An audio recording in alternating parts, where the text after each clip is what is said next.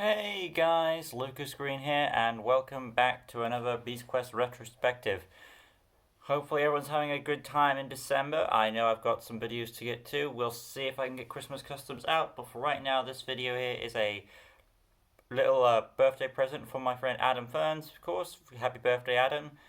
Um, I decided to go with the Mortaxe Beast Quest special for his birthday present. I know he had ideas of what he wanted, but due to certain time restraints, I decided I couldn't, go all the way. So at least I gave him this, and he was content with that. So here we have the Mortaxe retrospective. This book I've always enjoyed. Revisiting again has brought those enjoyable memories.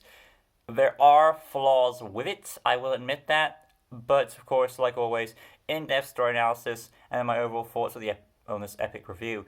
So make sure you've read this book already if you don't care for spoilers. So, Tom and Eleanor were getting dressed, as always. Oh, by the way, of course, real quick, as people know, I always look up this way because I've got my notes here, so that's why. But let's crack on. Tom and Eleanor were getting dressed for a fancy King Hugo's birthday, ironically, because it's Adam's birthday today, but whatever. King Hugo's birthday. When suddenly a loud explosion shocked our heroes, as well as the good wizard Arrow. Tom grabbed his gear because there was a little commotion going on. Tom and Eleanor spotted the commotion, eventually leading to Arrow heading to a trapdoor that led to a secret catacomb chamber called the Gallery of Tombs, where all the deceased mistresses and masters of the beast who passed away before him they eventually would be put here. They eventually reached Tanner, the original hero, then a scary tomb of someone called Mortaxe. Suddenly, a bright light appeared. The attack came from Petra, Melville's new henchman. She had been promised to take over Avantia alongside Melville, and he had already teached her magic strong enough to her Adaro. After a brief scuffle and magic battle, Petra revived Mortaxe. Tom fought Mortaxe, and Adaro did his best to hold off Petra. Eventually, both she and the warrior fled. Adaro finally explains who Mortaxe is, a warrior called Tarek, loyal to his good forces, who was eventually turned to the dark side, kinda. He was eventually turned into a monster by the evil wizard Jaita. Now known as Mortaxe, he still remained loyal, but Jaita returned, giving Mortaxe an evil heart from a nasty beast. Mortaxe and Jaita were defeated, and Adaro's magic wasn't powerful enough to turn Mortaxe to good, unfortunately. Granted, I don't understand in Mortaxe's weakened state why not, kill him again, just in case. I feel Tarek would have asked for some, the good warrior would have asked for a better fate than becoming an evil monster. So, that's just me. Anyways, it's also revealed Mortaxe can control the six good beasts of Avantia, which is raises the stakes. So already a good premise going here.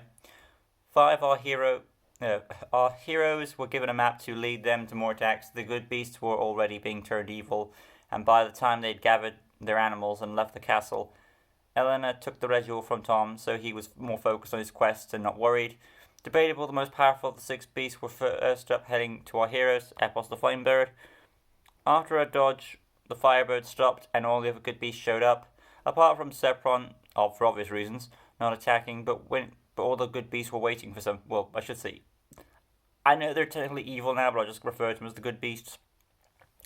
The good beasts weren't attacking, they were waiting for something, then a large arena emerged from the ground. They entered to see Mortaxe and Petra were there. Mortaxe's weak spot, his weak spot was now protected, which is heart between his ribs, has like a leather plate. All six beasts, yes, Sepron was there too. Tom caught on, Melville wanted to make them fight each other. Petra assured him of this, and then Mortaxe took control of his allies, Storm, Sylph, and Eleanor. All the odds were against him now. Petra gave an order that distracted Eleanor, and he did his best to stop the beasts from fighting each other. One wonders why not send everyone you have under mind control after Tom to assure victory. That's probably the big point, one of the big points of this book. But aside from that, the battle is great. Tom can only stop so much. All the beasts collapse in pain after a huge scuffle. Tom got up, insulting Petra as Verno and Epos scuffled again. Eventually, Tom's words irritated Petra, and she sent Mortaxe after him. Tom was on the defensive as the fight progressed. Tom decided to use his small size and against him and use up Mortaxe's stamina. This raged Mortaxe, and Tom got luckily some damaging. He was able to luckily damage Mortaxe's armor. Well, he realized the heart. The heart first. We attack his heart. Tom scuffled with Mortaxe all around the arena, keeping up the defensive, taking as much as he could. To withstand, he had a plan, allowing Mortaxe to grab him. He taunted Elena, making her fire an arrow at Mortaxe by accident.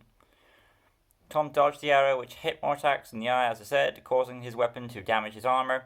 He then tricked Mortaxe into getting his scythe stuck.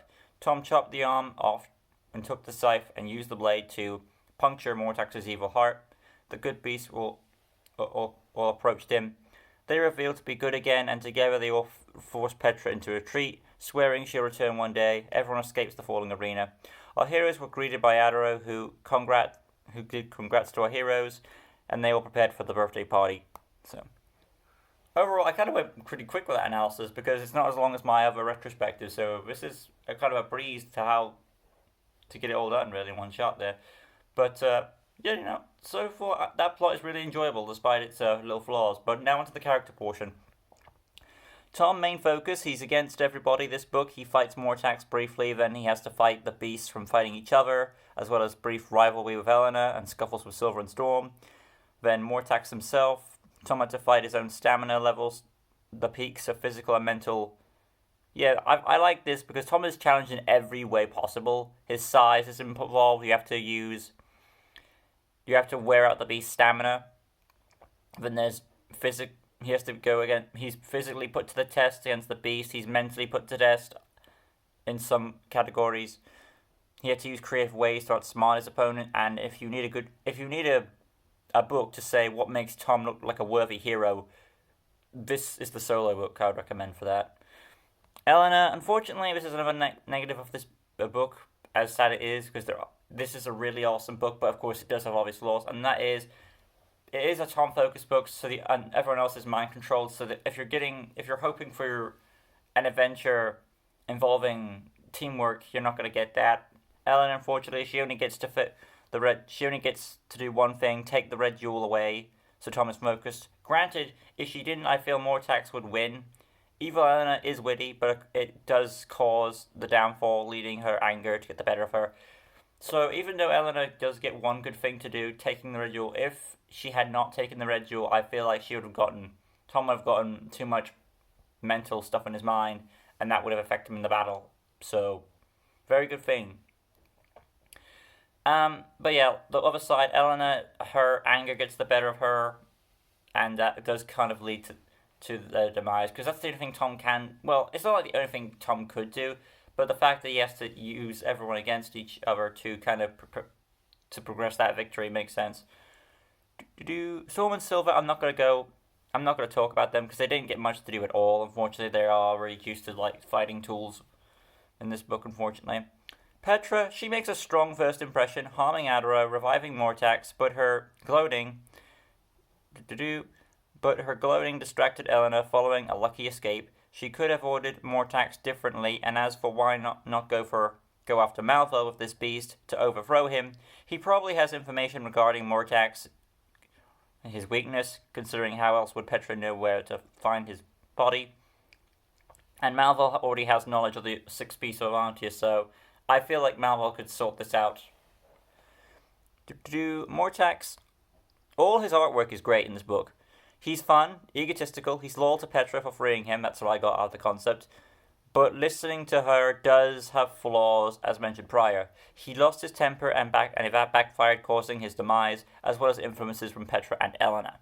So, I feel like it's a free way of who to blame for this loss, because there's a lot at stake against Tom, and the only way, well, it's not like the only way, but one of the key factors of how he wins, besides his own influence of outsmarting and stuff like that, is how he's able to, turn people against each other. He's able to get better of Mortaxe, making him angry, and Taylor making him get his weapon stuck. He's able to get Elena angry, making her, hit Mortaxe in the face. and that accidentally hurts his armor because he lowers the weapon. Petra, he irritates her, and then that causes some stuff to go down. So there's that. And of course, while I do enjoy this book, as we all know, I'll just say this right now, one of the big questions is like, if Mortaxe can control not only, there's a point in this book where he controls everyone, of course, inside the arena, and that's another thing. I believe what it is that he can control the 6 good beasts outside the arena, but when you have other people in the arena, it does create a negative influence that's, that he's able to control people like Helena, Storm, and Silva.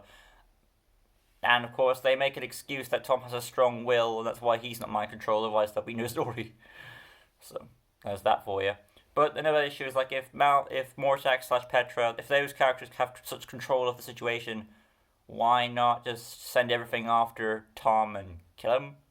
So that you can assure you. They've been established in this book, you are a powerful adversary, we need to get rid of you now. So this is the Malvol's plan, obviously, to put this together. But instead of when you have the chance to take him out, you don't take it. Instead, you make everyone fight each other, and then Elena just keeps Tom at bay when she could easily kill him, and you decide not to let her do it, so that you can mentally I know you want to mentally torture him, and torturing is more worse than death, but in some situations, when you know your enemy is capable of stopping you in multiple quests, it's best to get that out of the way with. Because it kind of makes you feel like you're not treating your enemy if you're not taking you are taking your enemy seriously, at the same time you're not, because if you were, you would take him out ASAP as possible, but that's just me. And I've already addressed why didn't Petra send Mortaxe after Malvol, because of reasons that he probably knows about Mortaxe, he already knows about this, so I think that makes the main villain of the Beast Quest very intimidating, that he knows so much, but he is ultimately taken out time and time again, so take that what you will. Artwork wise, all the artwork involving Mortaxe is awesome. It's a nice look. I may be addressing flaws of it. It doesn't change the fact it's still a great book. It's still up there for me, and I believe, unless Adam's changed his mind, it's probably his favorite special. So great choice if that's the case. The positives, of course, are great. You have an egotistical beast that's fun to, read and go through and look at his artwork, as I mentioned. And then the battle goes from different phases. It never gets boring beast-wise at all. Story-wise, I have mentioned the nitpicks, like I said, but I feel like the pros outweigh the cons here. Well, as best as they can. There are some flaws. I do keep mentioning this, I know, but it is true, because the no book is perfect. The allies get shafted. Characters take weird decision-makings here and there. But overall, I still find enjoyment in this book. There is also the ability of darkening the skies, but I don't think that affects anything much at all. It's just there for an aesthetic piece. I mean, sometimes it can be cool, but there you go. So I think that's all I've got to say regarding this. The arena that shows up, that's nice, a nice change. It's like a certain event. If Mortaxe is able to arise, certain things go a certain way. So it is cool. And I was questioning how the hell can Sepron move around in the arena without water.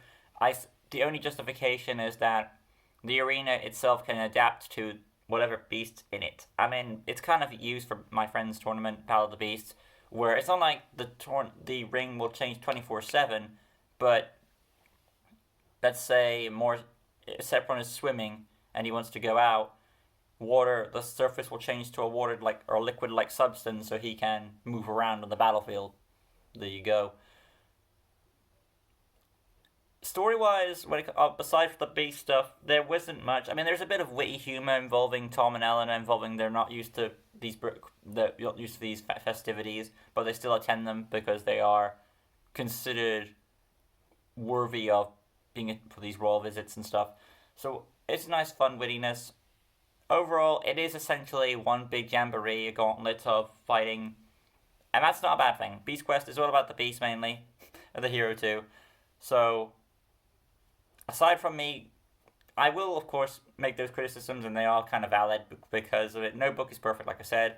But regardless, Mortaxe is still a heap of fun, and I would still happily read it from time to time if I wanted a solo Beast Quest story. Because if it's for a fan of Beast Quest, and you want a solo read, this is a good choice. Despite its flaws, it's still a fun time. You never get bored in the book at all.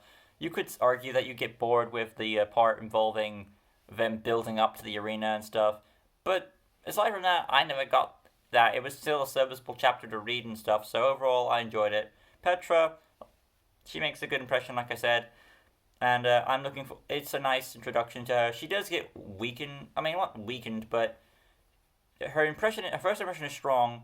As the series progresses, she goes up and down on the retrospective, so take with that what you will.